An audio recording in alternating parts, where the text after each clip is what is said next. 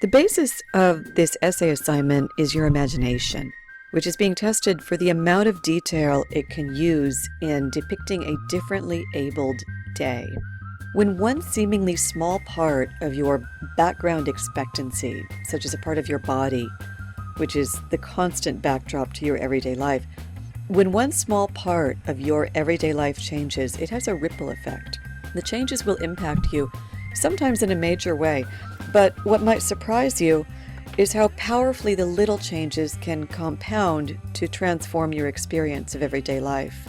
When you problematize even one aspect of your everyday life, when you change it up, make it an issue, it shines a light on how much that one thing mattered, how much the endless things you take for granted shape the way you experience the world, how other people see you, and even who you are. I had a really interesting professor when I was a graduate student.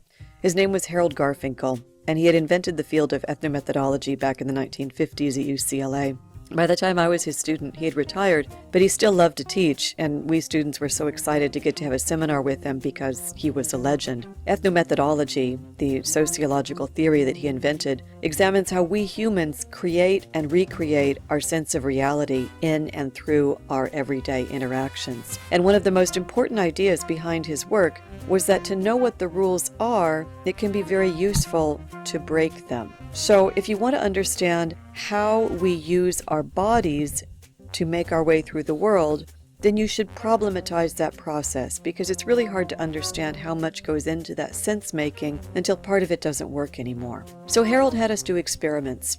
One day he brought in some big clunky eyeglasses, like goggles, and the glass in them was prism glass. When you put them on, the world was turned upside down. You would literally see the world inverted when you wore these glasses. You might think this would make it very difficult to function, but what you find is that you adjust. You relearn how to fit your body to the world, and quite a lot goes into that. So our assignment for that week was to wear the glasses in our everyday lives for about a half hour and write down in the most minute detail what it was like to relearn how to make our way through the physical world. In addition to the set of glasses, there was one helmet, which was a 1950s plastic bathroom trash can in olive green with a bar of the prism glass installed in the side. So instead of putting on a pair of glasses, you just put the helmet over your head. I got the helmet. I liked it so much I kept it for a month. He had to ask me to give it back. It was so interesting to wear, so interesting to see and feel the world around me flip, and so interesting to feel me readjusting. And a lot went into that. I wrote down every detail I could recognize. Harold was notorious for his breaching experiments. In these experiments, what were breached were norms. Remember that to know what the rules are, sometimes you need to break them. You break the rules of social interaction to see exactly what they are. One of these experiments involved asking for clarification, but asking for clarification about everything a person said. Say you're having a normal everyday conversation with a friend. They say, "I'm tired." You ask, "What do you mean?" They say, "You know what I mean." So you ask, do you mean physically tired, or mentally tired, or emotionally tired, or something else? You know what? People don't like that. They can get very upset when you break the rule of indexicality. See, so many of the things that we say in everyday life serve as an index for a kind of deep reservoir of understandings that we never really say because it's assumed that everyone knows the content of that reservoir. So much of what we say is indexical. So when your friend says to you, "I'm tired," you don't inquire further. When someone says to you, "You know what I mean," you assume that you do know what they mean and you act like you do. And your understanding is based on a huge, deep, extensive body of knowledge that you have learned through being a member of a culture. By being a member of a culture, you have learned an index, and it is assumed that we, as members of a culture, are all using that same index all the time, and because we know it, we don't need to constantly spell it out. But what if you did?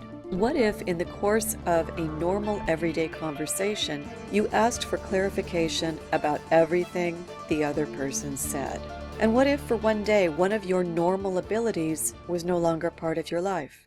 How would your life change? Your essay assignment asks you to create a personal portrait of the experience of disability. If you consider yourself able-bodied, then choose a disability, which might, for example, impair your sight or hearing or make a wheelchair imperative for your mobility. Name and describe the disability and how it would affect your functioning. That description should be deep.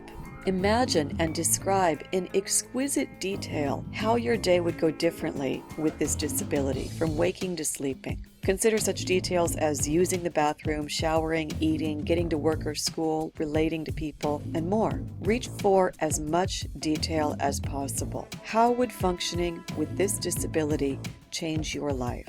To get ready to do this, spend just 5 minutes examining your own normal physical actions in detail. Right now, take notes. Take very detailed notes, then type them up. Aim for about a page of single-spaced typed notes, using full sentences, not bullet points, describing everything you did in those 5 minutes. I'm telling you to aim for one full page so that you know that's the kind of detail you're aiming for in examining your own experience. Once you have that page of detailed notes describing 5 minutes of your normal experience, change something. The one thing you change is that you change the way that part of your body functions. That's where you add the disability, or you could think of it as subtracting an ability. Now imagine your way through the entire detailed 5 minutes again. What changes? Think about indexicality. What's in the index behind everything you say? Think about how much is assumed in your normal everyday functioning. In subtracting an ability or adding a disability, you change the assumption. Everything is altered, a little or a lot. That thing that changes is not separate from all of the other things you are and you do. When that one thing changes, everything else changes too. Remember that, and use the most exquisitely detailed observational skills that you can when you imagine a life that is differently abled.